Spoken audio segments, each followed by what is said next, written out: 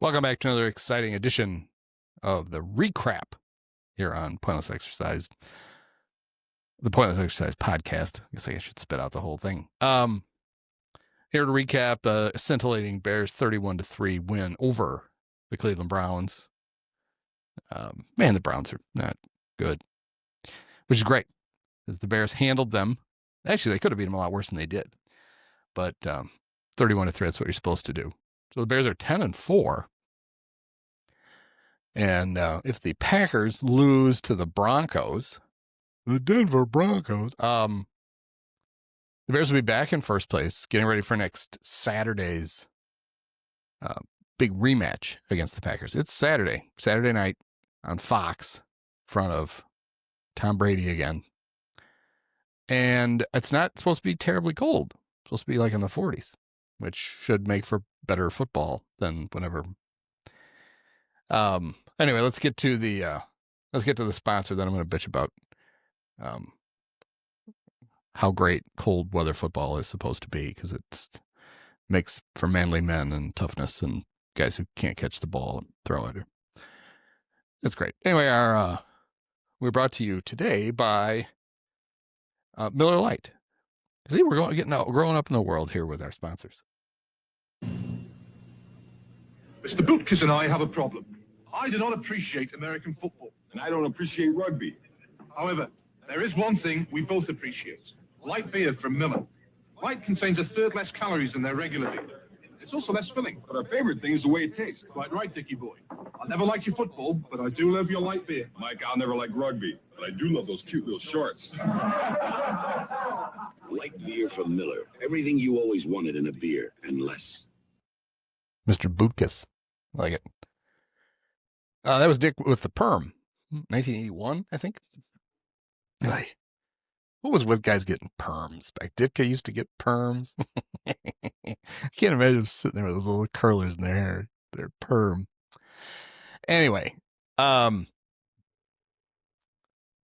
Butkus, whose birthday would have been last week. I know that because Dick and I have the same birthday. And so it's December 9th is Dick Butkus, Donny Osmond, and me. So if you ever were sure if astrology was a proven science, the fact that the three of us have the same horoscope every day, well, not Dick anymore, but me and Donnie still, that should prove that, that's good stuff. So today was one of the 10 coldest games in Bears history. I believe it may have booted one I was at off the list, which was the day after Christmas in 1993 against the Lions. And it was miserable. The Bears lost, missed the playoffs. Speaking of Miller Lite, I think we probably had Busch Light, whatever was cheaper, inside our coats, and they froze. That's how you know it's fun out when and cold weather football sucks. I mean, it's fine when you're sitting in your basement like I was, and it's 72 degrees down here. But the Bears, if they ever build a stadium, are going to build a dome. I think it should be mandatory. I think you have to either build a retractable roof or a dome, no matter where you're at. You can put lots of windows in it, like in Minnesota, like the terrible windows that Jerry put in the Jerry Dome in Dallas that blind the field for half the game, which is fun. You can get some natural light, but this playing in that shit it's not fun. It's nothing like making it torture for the fans. I mean, it's bad enough anyway, going to a football game, much less having to freeze your ass off. And then the football's not as good. Because I'm sure that if it hadn't been for the weather, that Shedeur Sanders could have thrown for a $180 at least, instead of whatever he threw for, 177. He's an interesting quarterback. He can throw two kinds of passes. He can throw checkdowns, and he can lob the ball over the middle of the field. And that's about it. There's not a lot there. If you're a Browns fan and you're getting yourself really excited about Shedeur, congratulations. Enjoy that, because it's already not working. He had a huge game last week. It was against the Titans. Titans were the only team in football worse than the Browns. And they still lost. So that's how good it was.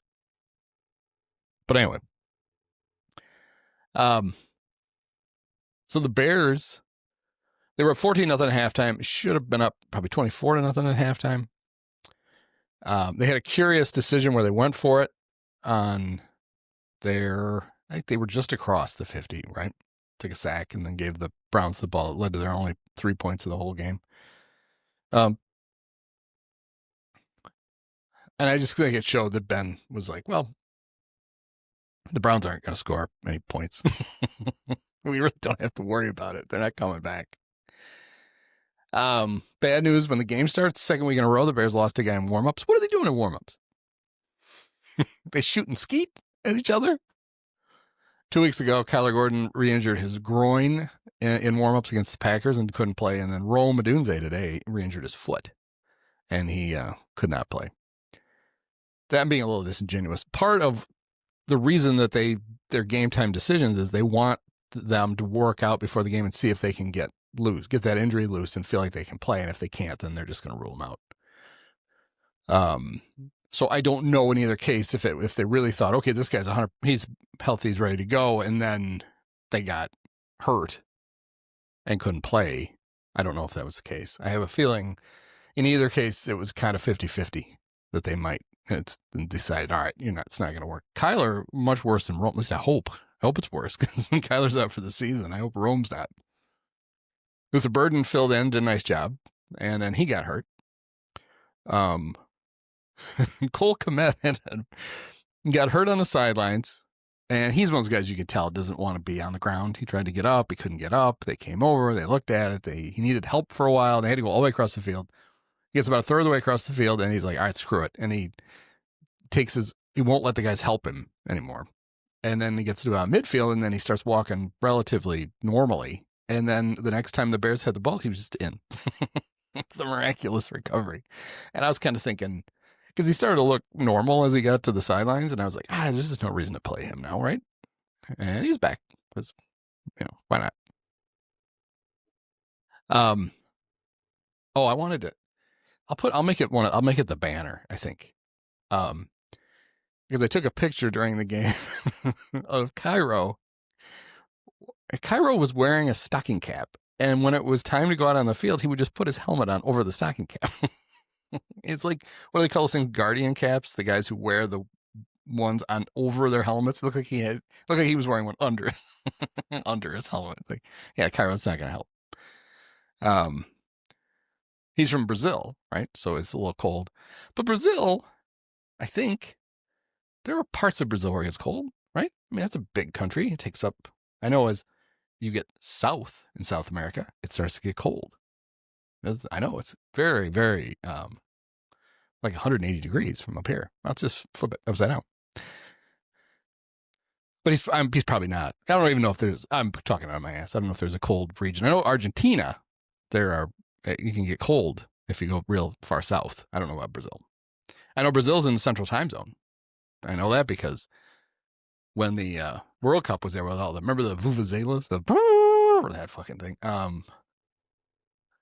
People are like, oh, the time change. And then everybody made fun of it. It's like, there's no time change. Time doesn't change north to south. It changes east to west. Poor Cairo. But he missed a field goal, relatively short field goal, after Caleb took a sack on the third down. And we're like, And Moose Johnston, I thought we were done with the Moose Johnston level of broadcasting, but we weren't. At least not yet. Kevin Kugler's fine. And then Allison Williams is over there. Probably sad that Ice has left Chicago. She probably ran down to the Bean to see if she could get in the group photo with him. I probably she didn't make some kind of pun. Ice has left Chicago, but there's plenty of ice in Chicago. I don't know what she would have done. She's a right-wing lunatic, if you're not sure. I don't know. She's not going to be at the Matt Shaw Nazi Palooza that they're putting on sometime this month, right? Where they have like 40 speakers. America first. Great. And he's going to be there. So that's fun for Cub fans.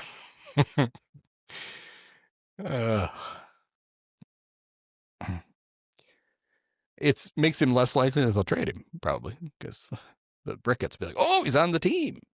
More ways than one. But anyway, the Moose was all over Caleb for taking that sack. And like, he's still in field goal range. Who cares? You know, if it's not there, don't force it. And then Cairo missed the field goal. So maybe Moose was right.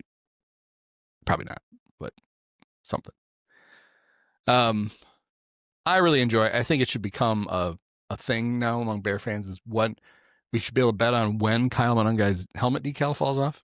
We talked about last week about how the thing is always hanging on by a thread. 3 minutes ago in the first quarter, part of the C was unstuck from his side, from the right side of his helmet. He's the only one that it happens to. So it's not like they got a bunch of defective, like they called sticker mule, and they didn't he didn't get a high quality set this time. It's everybody else's decals are staying, except for Kyle, who hits everybody with his head. DeAndre Swift had a really nice game. He had a great touchdown run. He had 2, but the second one was especially good. 18 carries, 98 yards, 5.5 yard average, 2 touchdowns. Monungai, 11 for 33, only averaged 3 yards a carry, but they were tough yards. Colston Loveland they ran like a little tight end, kind of a sweep, and Cole Kmet and Alameda Zacchaeus were supposed to handle the blocking on the outside, and neither blocked anybody. And then they pointed at each other afterwards. So that's like, that play probably would have worked. I saw somebody run. It's really fun to do this kind of thing where during a Bear commercial, you look over to the red zone and you see almost the exact same thing happen. It happened last week, a couple of weeks ago, where Caleb threw an interception, and then at the same time Drake May threw a terrible interception. This time it was, I think it was the Bills. It was the kind of the Patriots adjacent, because Patriots playing the Bills, and right after that, somebody ran that like tight end around, and it worked. Like seconds later, it's like, see, if you block it, it'll work. Luther Burden, good game, 6 for 84, but he hurt his foot. And a short week. Got to get ready by Sunday night. It's even shorter, though, for the Packers, who had to play the afternoon game. They have 3 hours less rest. That's really going to catch up with them.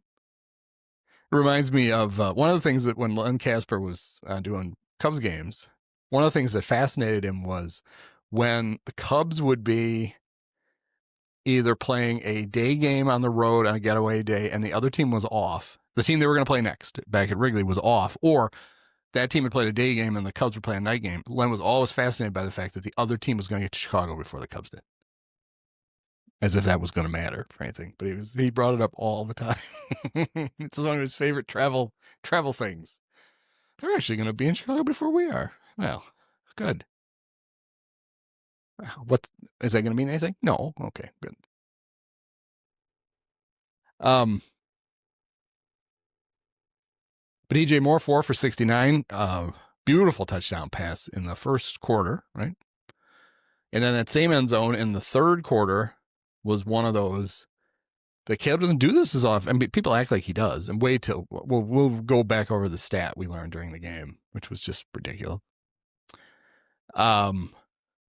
Caleb and DJ had kind of a Montana to Rice, the catch, or Montana to Clark, the catch moment, where Caleb is rolling right and about to go out of bounds and just says, fuck it. Except instead of throwing it up in the air real high and hoping only Dwight could catch it, Caleb just threw it 300 miles an hour and figured maybe DJ be the only one to catch it. Got through 2 Browns. DJ caught it, and the angle we had from Fox was really bad. You couldn't really tell at first who caught the ball, but then you saw DJ like excitedly throwing it up in the air, so you knew it was a touchdown. Just amazing.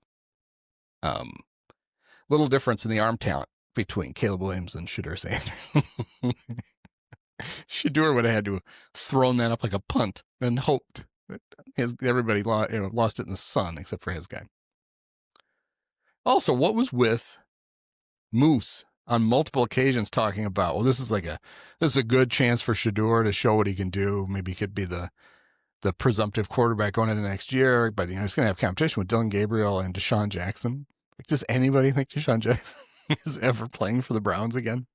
Apparently Moose does. Do they share an agent? You When he what did he do? He ruptured his Achilles. He re-injured his Achilles.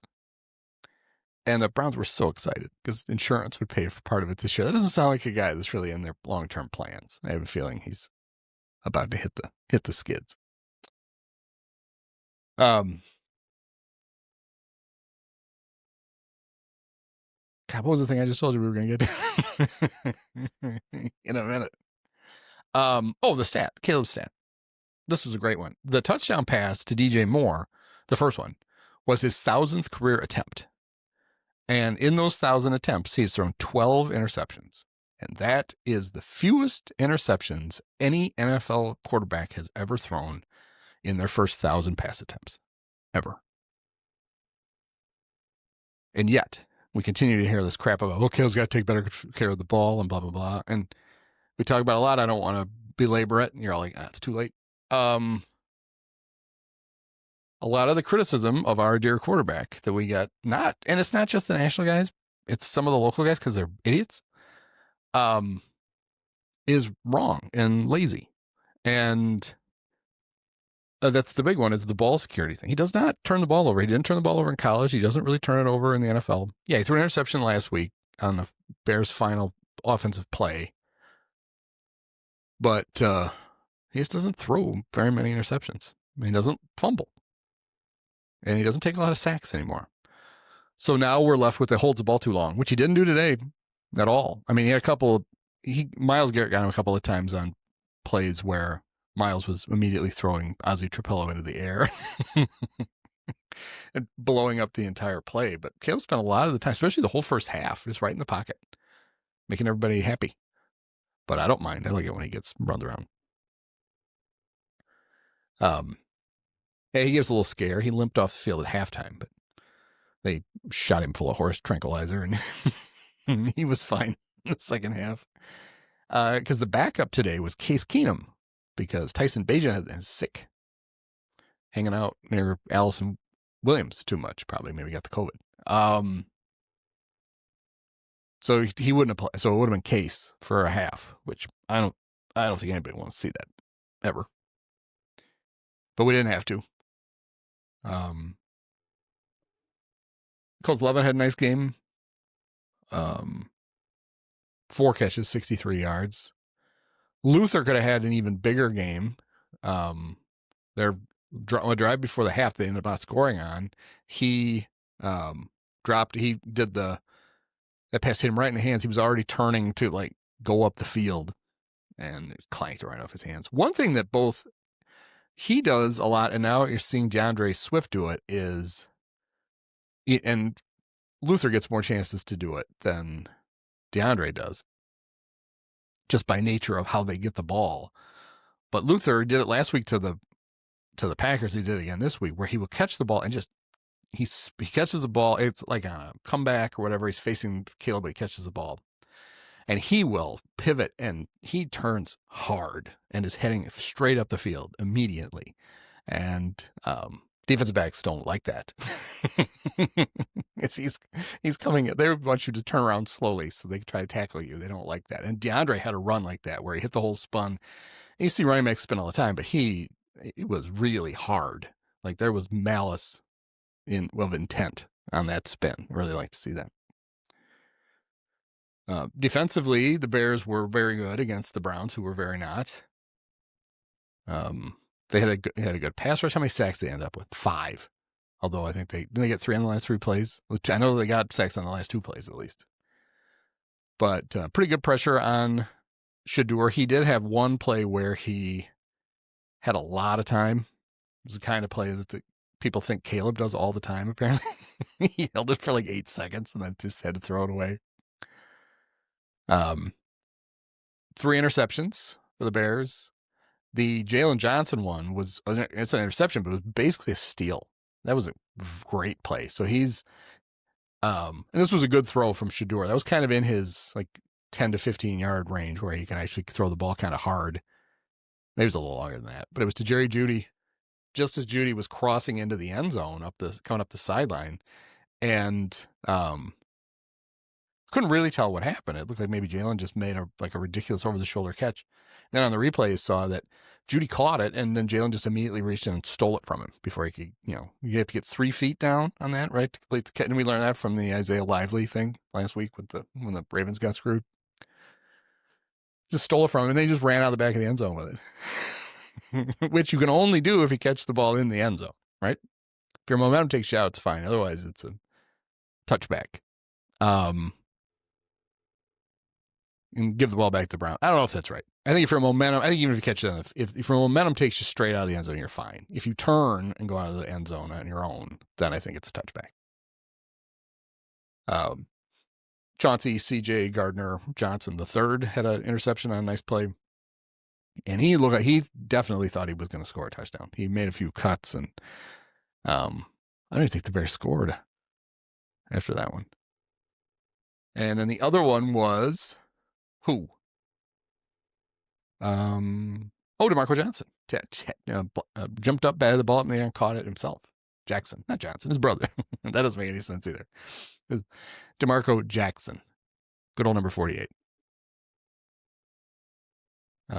Devin Duvernay had a nice punt return. He had a nice catch, which ended up not counting because the Browns cheated on the play, and there were 2 penalties on them. And the Bears, instead of taking, it was a 3rd down scramble by Caleb where he did one of the things where he rifles the ball to the sidelines and actually got caught this time. Devin made a nice catch for like 2 yards and a 1st down, but they took the penalty instead because it was 5 yards, which is more. But yeah, that was it was a thorough. It was good. They were good and thorough, as Julianne Moore kind of said in The Big Lebowski. Look here, I took notes again.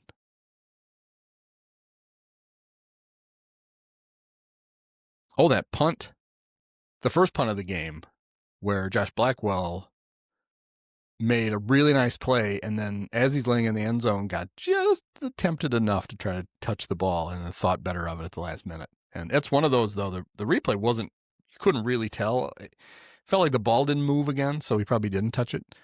But I think the fact that it got ruled that the Bears had downed it at the one on the field meant that the challenge from the great Kevin Stefanski had no chance. It's amazing how bad the Browns are again, considering, I don't know how many years he's been there. He's been coach of the year twice, somehow. They'd probably be coach of the year again this year he won, they won 3 games, though, but man, they were gritty. It's like, do we think it was any good? Because, man, they're terrible again. They get Joe Flacco back again. Will that help? So, Harold Fannin Jr., who's played really well for them lately, this is instructive, right? So he's, I don't know, is he a tight end? Is he a running back? I don't know what he is. They line him up all over. But Shador threw the ball to him 14 times. He caught 7. A couple of them just bounced right out of his hands. He's a good old Harold. Isaiah Bond had the 2 long passes.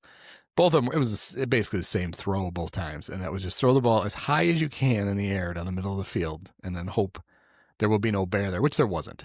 But it made me think that if the Browns ever got good and Shador was their quarterback, it wouldn't be that hard for a good defense to just take him completely out. You would just put a safety in the middle of the field and you would just completely neutralize Shador because I don't know where else he can throw the ball and complete it other than his little checkdowns.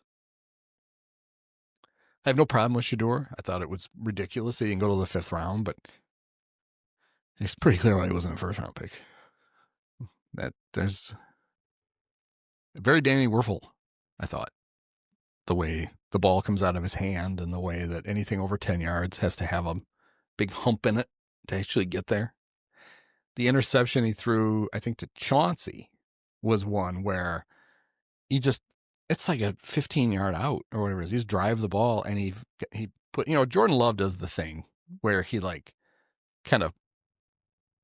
he will kind of flick the ball in the air and throw it. It's usually when he's going down the field, and he's usually throwing it to like a spot on the field and hoping his receiver can run under it.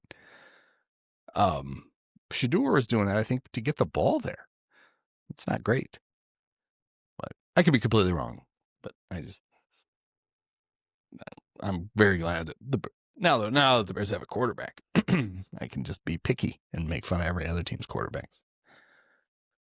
Caleb ended up 17 of 28 for 242 yards. He just thrown for 300 if he needed to today. They didn't need to. The offense did have a few kind of head scratcher drives where they'd be moving the ball really well, a score, and then they get the ball back. It's like, all right, here we go, and then nothing. But that Brown defense is good. It's just that they're paired with it. The rest of their team is so terrible that. I wanted to look. At one point, the Browns had punted more times than they had first downs. I think the last drive probably took care of that because even though they didn't score, they strung together. Yeah, it did. They had nine first downs, 7 punts. They had 1 first down in the first half. Whew. That's bad. Shador led him in rushing with 24. That's not a good sign either. You can run on the Bears. We know you can. We see teams do it, but not the Browns. They couldn't do it. Myles Garrett up with a sack and a half. It was setting up for something really funny, which was he needed 3 sacks to break the dubious record that Michael Strahan now shares with TJ Watt. The TJ part of it, not dubious. The Strahan one is infamously when Brett Favre decided he should have it and he laid down on the field. And then if you saw that Jets documentary they did last year, it caused Mark Gastineau to start crying and yell at him at a card show. But it shouldn't be a surprise that Brett's a fucking asshole. So he needed 3 sacks to break the record, right? 2.5 to tie. And I guess it wouldn't have looked that weird because he would have at least tied it, but he'd gotten a sack. And then when they reviewed it, they decided it was only half a sack. But he didn't know it. So if he'd gotten a sack on the next drive, would he have gone full blown, I am the greatest, Ricky Henderson, pulled the bag up over his head? And then everybody go, actually, he just tied the record. Miles. What? It'd be even funnier if he did it and they gave him a half sack for that and he didn't even tie the record. He's just, celebrating and carrying himself off the field. And if you're wondering, he doesn't have more sacks than the Bears. I don't think. No, I'm sure the Bears have a lot. Well, they had 5 today to add to their voluminous total of.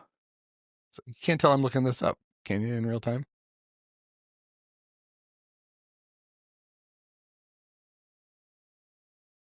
Oh, way ahead. He has 21.5, right? Bears have 29.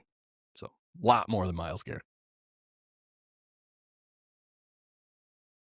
Not even close, really. Lord. But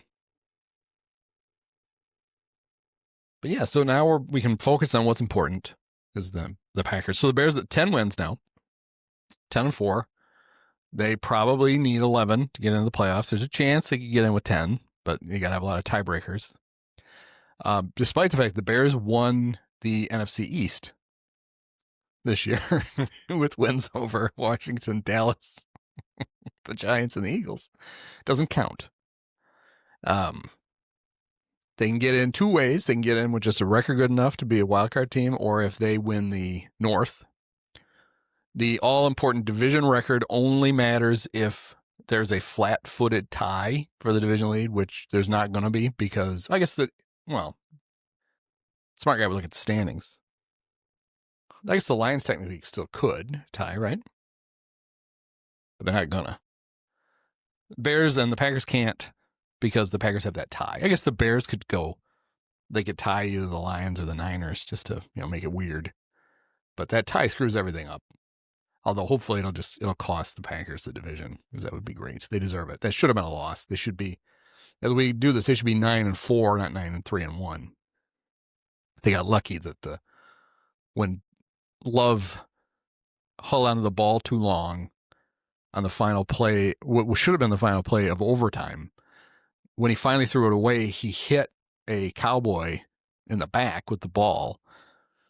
Because if it had missed that guy and just gone, it wouldn't have been out of bounds until it went all the way through the end zone and hit something. It would have been over because there was only 1 second left when they hit the guy. And they wouldn't have been able to kick the field goal to tie it. They would have just lost.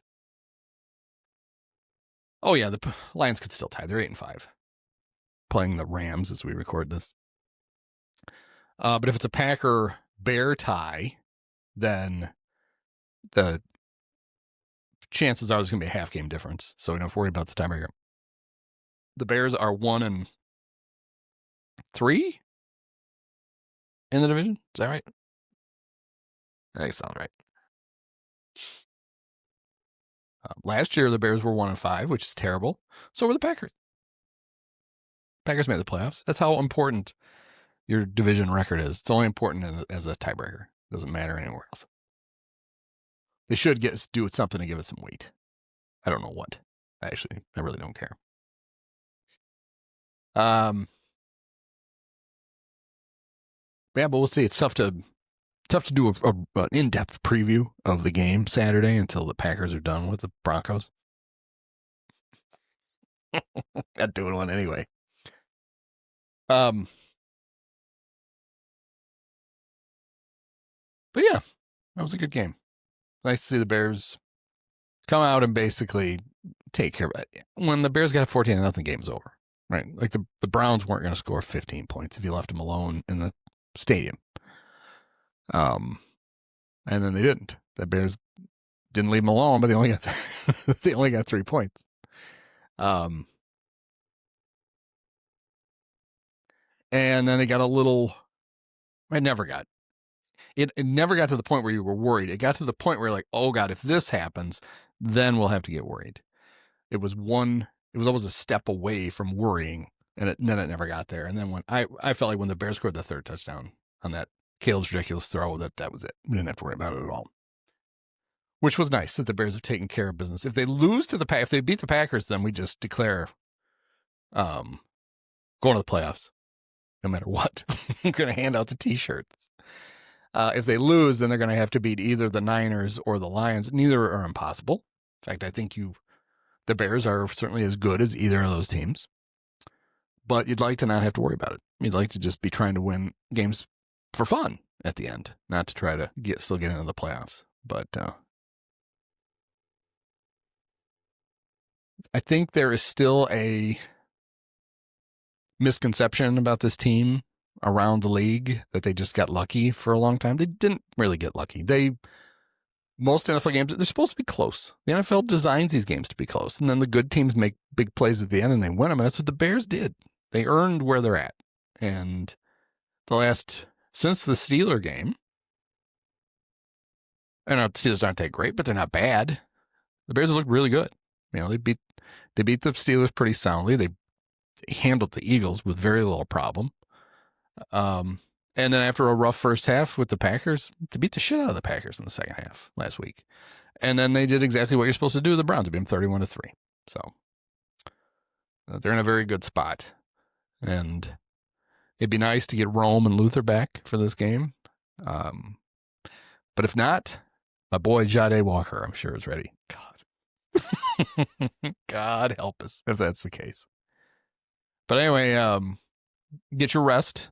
Don't forget, as like the Bears, they sent out their handy tips to fans today. The fans were not allowed to sit or stand on cardboard, which I don't understand why you're not. It really does help that you're not allowed to do that.